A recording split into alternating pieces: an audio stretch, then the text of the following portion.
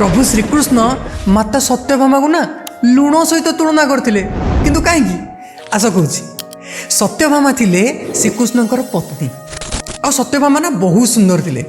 गोटे दिन तांको सुंदरता उपर ना तांकर गर्व बढ़ीगला। से आसिक श्रीकृष्ण को पचारे कि स्वामी जदि दुनिया कौन से वस्तु सहित तुम मत तुलना कर क्या सहित तुलना कर। तो श्रीकृष्ण भी जानीगले कि आंक मनरे गर्व है। तो श्रीकृष्ण तो बहुत चला कहले मु तुम गर्व भांगुची को। तो श्रीकृष्ण कौन कहले मु तुमको लुण सहित तुलना करी। तो सत्यभामा तो रागिगले शुणिकी कहले दुनिया रे एते भल भल जिनस अच्छी आपण मते लुण सहित तुलना कर। तो सत्यभामा रागिकी पलैले। तो श्रीकृष्ण ताको मनैबा पई गोटे बहुत बड़ भोजीर आयोजन कले। तो जितेबाला भोजीर आयोजन कले ना सेतेबाला श्रीकृष्ण निज हाथ में रांधिले आ सत्यभामा को डाकिले कि आस खाइब ताको मनैबा पई। तो सत्यभामा जितेबाला आसी खाइले ना देखिले टिके मिठा खाइला बेलू ता देहरे लुण ही पड़ नथिला। से कहले छी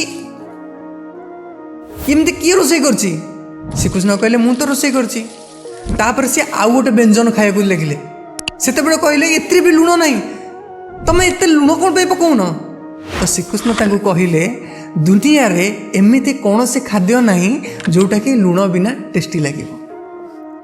तो सेथि पई मु तुमको लुण सहित तुलना करथिली। तो माता सत्यभामा निजर भूलटा भी बुझी पारले आ श्रीकृष्णकर चालाकी भी बुझी पारले। तो जो माने स्टोरीटा जानी थिलो तो जय श्रीकृष्ण लिखि दियो आ जो माने जानी नथिलो से माने फॉरवर्ड कर दिया व्हाट्सएप स्टेटस लगे भूलबानी ताकि आहुरी किछि लोक जानी परिबे। जय जगन्नाथ जय श्रीकृष्ण।